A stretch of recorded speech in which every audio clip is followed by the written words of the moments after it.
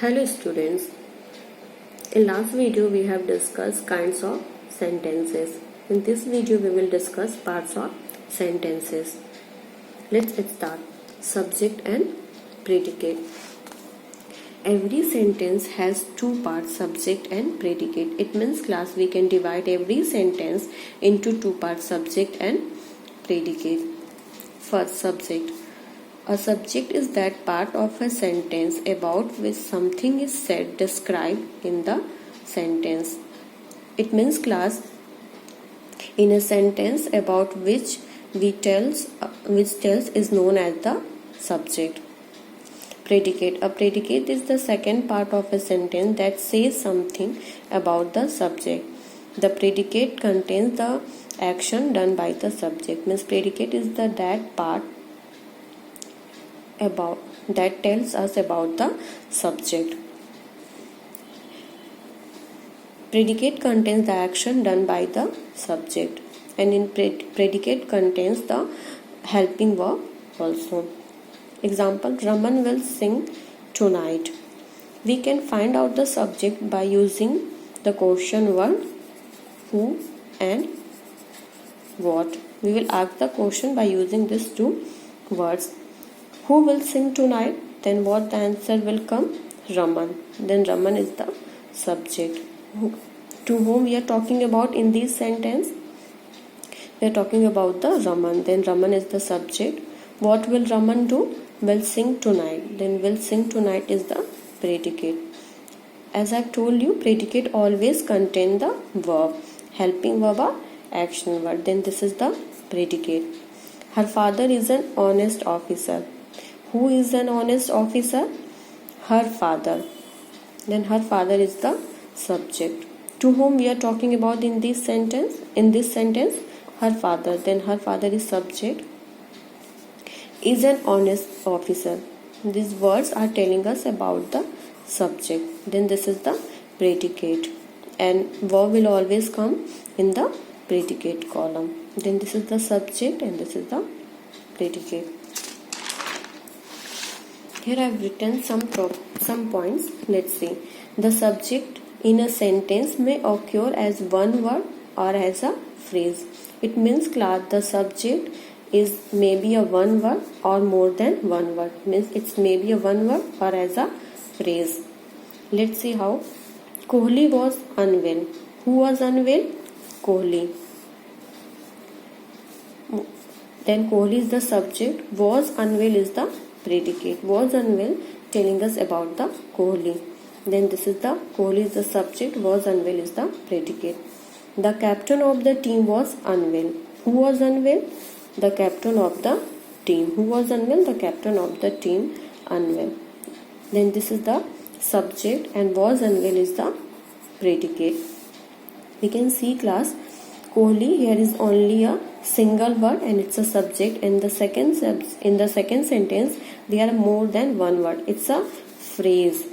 Okay, as I've told you, a subject may be a one word or as a phrase.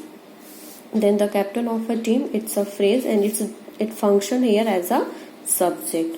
Was unwell is a phrase. Playing card, was unwell is a predicate. Playing cards is my grandpa's favorite pastime. What is my grandpa's favorite pastime?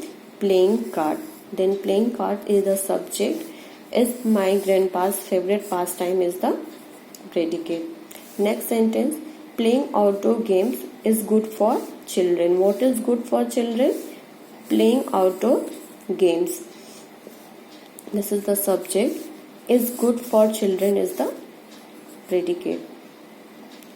We can see in these sentences, students, the subject may be a single word or more than one word. Okay. Next, when a verb has two or more subjects, we say that the verb has a compound subject. Compound word means class more than one word. Sometimes a sentence can consist of two or more subjects. The subjects are usually joined by the conjunction like and, or, neither, nor, etc. Let's see how. My mother and my granny are going to a mall. Then who are going to a mall? Who are going to a mall? My mother and my granny. These two sentences, first one my mother and second is the my granny, are joined by and conjunction. Then they are known as the compound subjects. Okay, then they are the compound subject. My mother and my granny are the compound subjects. Are going to a mall is the predicate. Next, either Shravan or Bhuvan will win the race. Who will win the race? Either Shravan and Bhuvan. These two subjects are joined by or, either or and either or. Then this is known as the compound subjects. Okay, will win the race is the predicate. Next, in sentences that begin with here and there, the subject usually appears at the end. It means class, those type of sentences which start with here and there, in that type of sentences the subject will come at the end. There are the two puppies. To whom we are talking about? There? No, we are talking about the two puppies. Then the two puppies are the subject. Here is the shop. To whom we are talking about? Here? No, the shop. Means the shop is the subject. Okay, means class, this type of sentence, in this type of sentences, those start with here and there, the subject will come at the end. Next, position of the subject. Student, it's not necessary that the subject will come at the beginning of the sentence. It may be come at the middle of the sentence or at the end of a sentence. A subject does not come only at the beginning of a sentence. It may come at the middle or at the end of a sentence. Let's see how. Students, in last video we have discussed there are four kinds of sentences: declarative, interrogative, imperative and exclamatory. By these four kinds of sentences, we will see how the position of the subject will change. In declarative sentence, Maya needs another blanket. Who needs another blanket? What the answer will come? Maya. Who needs another blanket? Maya. Then Maya is the subject. Needs another blanket is the predicate. We have met before. Who have met before? We. Then we is the subject. Have met before is the predicate. Predicate always contain the verb. Okay, then from here the predicate will start. It means class, in declarative sentences the subject will come always at the beginning of a sentence. Next, interrogative sentences. In interrogative sentences the subject follows the auxiliary verb. Does Maya need another blanket? These two sentences I have changed here in interrogative. The same one. Does Maya need another blanket? Then we will ask the question, who need another blanket? The what answer will come?